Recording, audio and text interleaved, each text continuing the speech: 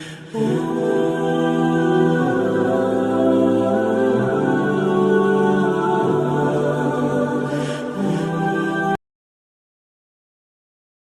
वालेकुम व्यूवर्स, कैसे हैं आप सब? अल्लाह शाद व आबाद रखे। उम्मीद करता हूं आप सब ठीक होंगे। व्यूवर्स, WHO की 2021 के रिपोर्ट के मुताबिक 286 मिलियन से भी ज़्यादा लोग हेपेटाइटिस बी के शिकार हैं। 58 मिलियन से भी ज़्यादा लोग हेपेटाइटिस सी से मुतासर हैं। और अगर यही हालत हम पाकिस्तान में देखें तो WHO की जो रिपोर्ट है उसके मुताबिक पाकिस्तान की जो कुल आबादी है उसका 4 से लेकर 5% तक लोग वायरल हेपेटाइटिस के शिकार हैं। इसके बहुत से रीजंस हैं, इन रीजंस पर भी बात होगी। इससे बचाव पर भी बात होगी कि हम क्या प्रिकॉशंस कर सकते हैं, क्या हम ऐसे एहतियाती तदाबीर कर सकते हैं कि जिसकी वजह से हम हेपेटाइटिस यानी वायरल हेपेटाइटिस से बच सकें।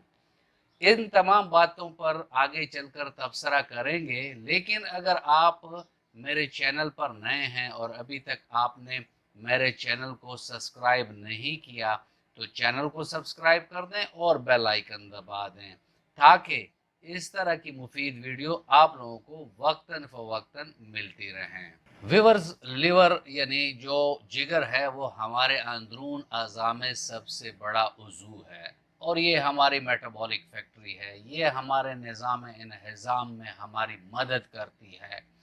ये हमारे लिए फूड को स्टोर करती है। ये अगर इन्फ्लेम हो जाए तो बॉडी में जो तवानाई का एक तवाज़न होता है वो ख़राब हो जाता है।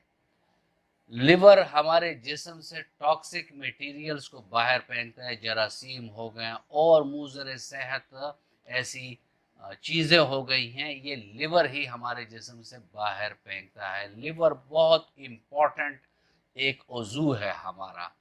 हेपेटाइटिस दो अल्फाज का मुरक्कब है, हेपेटिक यानी लिवर सेल और टिस मतलब कहते हैं इन्फ्लेमेशन, यानी लिवर सेल की इन्फ्लेमेशन। तो ये इन्फ्लेमेशन कई वजूहात के बिना पर हो सकती है। शराब नोशी हेपेटाइटिस का, साथ में टॉक्सिन बॉडी में ऐसे चले जाएं जो बहुत ही ख़तरनाक होते हैं तो उससे भी लिवर में इन्फ्लेमेशन हो जाती है। Different type of allopathic medicine या कन्वेंशनल मेडिसिन है, जिसमें एक एग्जांपल के थ्रू मैं आपको बता दूं कि जैसे एंटी मलेरियल मेडिसिन हो गई है, साथ में एंटी टीबी जो दवाइयाँ हैं, ये तमाम हेपेटोटॉक्सिक मेडिसिन हैं। तो इसके अलावा जो वायरसेस हैं डिफरेंट ABCDE, ये वायरसेस भी जब हमला करते हैं तो हेपेटाइटिस क्रिएट कर लेती है इंसान में। व्यूवर्स, तो अब चलते हैं और देखते हैं कि वो कौन से अलामात हैं जो कि हेपेटाइटिस को ज़ाहिर करती हैं कि इस मरीज़ को हेपेटाइटिस हो चुका है। इसमें मतली और के की कैफियत होती है, पेशाब का कलर गहरा होता है यानी तेज़ होता है, जो हमारा स्टूल है यानी हाजत या पाखाना जो है वो पीले रंग का होता है, पेट में हमारे दर्द होता है, स्किन हमारी थकी मांदी सी होती है, जिल्द का कलर और आंखों का कलर पीला हो जाता है। इसके अलावा जिस्म में थकान सी होती है, राइट तरफ हमें पेन सा होता है, भराव का एहसास होता है रहती है, भूख खत्म हो जाती है, वजन तेजी से कम होना शुरू हो जाता है। ये थोड़े चीज़ें चीज़ें से अलामात हैं जो मैंने आपको बताई और मैंने आपसे वीडियो के स्टार्ट में वादा किया था कि मैं आपको ये भी बताऊंगा कि वो कौन से एहतियाती तदाबीर है कि जो एक सेहतमंद इंसान उसको इख्तियार करे और उसे हेपेटाइटिस हो ही ना।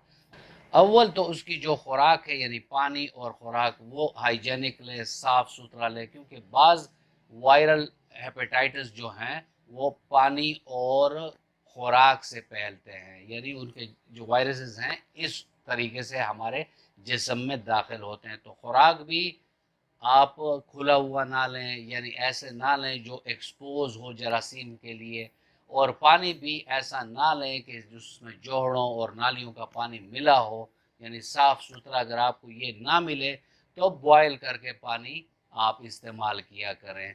اس کے علاوہ جو سرجیکل پروسیجرز ہیں، یعنی ہاسپٹل میں اللہ نہ کرے کوئی مسئلہ ہو گیا ہے اور آپ کو آپریشن کرانا پڑ گیا، تو اپنے ڈاکٹر کو یہ پہلے سے ہی بتا دیں کہ آپ کے سرجیکل پروسیجرز میں وہ جو اکوپمنٹ استعمال کرتے ہیں، اوزار استعمال کرتے ہیں، یا تو وہ پراپر طریقے سے آٹوکلیو میں مطلب صحیح اس کا جراثیم کش پروسیس کیا ہو، یا پھر آپ کو ڈسپوزیبل طریقے سے وہ اکوپمنٹ استعمال کرائے۔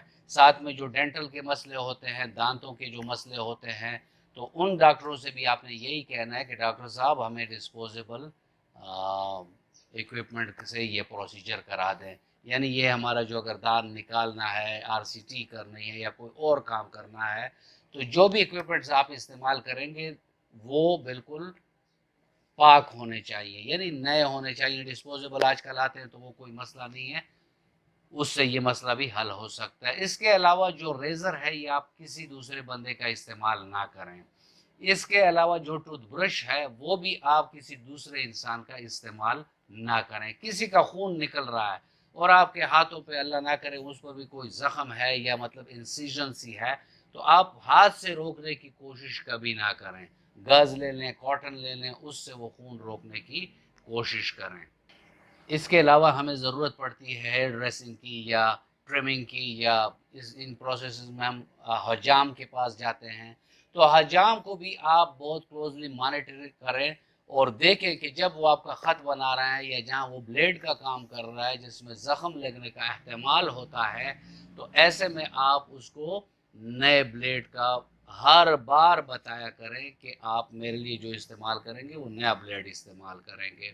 تو یہ تھی کچھ احتیاطی تدابیریں۔ اب ہم چلتے ہیں اور دیکھتے ہیں کہ ہومیوپیتھک میں اس سے ہمیں کیا فائدہ مل سکتا ہے، یعنی وہ کون سی ادویات ہیں جس سے ہمیں فائدہ مل سکتا ہے۔ اور اس میں آپ سے السیف ہومیو کا ریجیم آف ہیپیٹائٹس کا ذکر کروں گا، کیونکہ اس کو ہم نے جتنا بھی استعمال کیا ہے الحمدللہ اس سے بہت ایکسلنٹ رزلٹ آئے ہیں، اور فرسٹ منتھ میں ہی پیشنٹ کے بہت سارے علامات بہتر ہوئی ہیں اور مریض کافی اس سے اچھا محسوس کرتا ہے، اور اگر اس کو اپنے پراپر ٹائم تک استعمال کر لے تو ہیپیٹائٹس نیگیٹو ہو جاتا ہے اور پیشنٹ کا جو لیور ہے وہ ریولیٹلائز ہو جاتا ہے، یعنی اپنے مقام پر آ جاتا ہے۔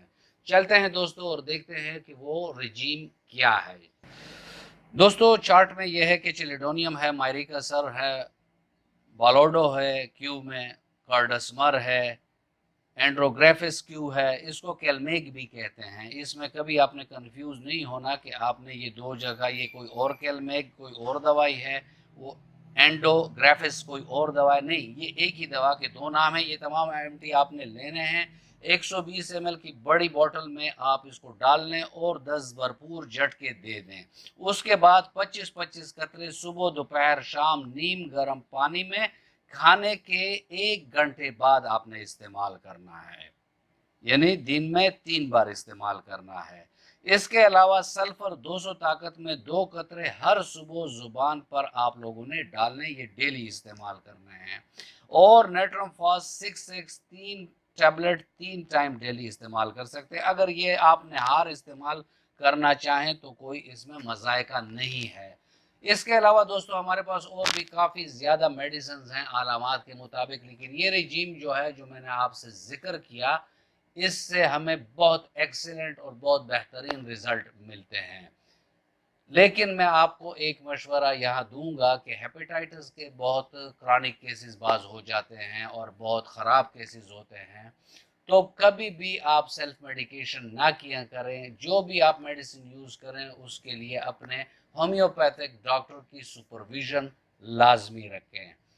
ویورز خوراک میں جیسے میں اس پر کئی ویڈیو آگے کر بھی چکا ہوں گا اور آگے بھی اس پر کریں گے، لیکن زیادہ مرغن غذائیں، تھلی ہوئی غذائیں، زیادہ مرچ مسالے والے غذائیں، گوشت ہو گیا، چاول ہو گئے، کولڈ ڈرنکس ہو گئی، سینتھیٹک فوڈز ہو گئی، باہر والی خوراک ہو گئی، سخت خوراک ہو گئی، ان تمام سے آپ پرہیز کریں۔ نرم غذا لیں، فروٹ اینڈ ویجیٹیبل لیں، ویجیٹیبل میں بھی جو گرین لیفی ویجیٹیبلز ہیں اس کا استعمال زیادہ کریں، فروٹ کے جوسز کا استعمال کریں، گنے کا رس کا استعمال کریں۔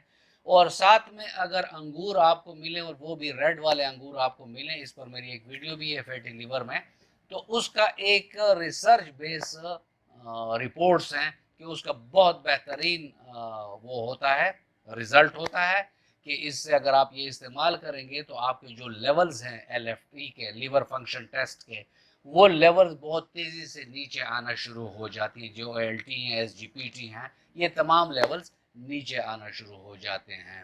ویورز، یہ تھا آج کا ٹاپک اور امید کرتا ہوں کہ آپ کو اچھا لگا ہوگا۔ اگر آپ کو اچھا لگا ہے تو ویڈیو کو لائک کر دیں اور فرینڈ اینڈ فیملی ممبرز کے ساتھ اس کو شیئر کر دیں۔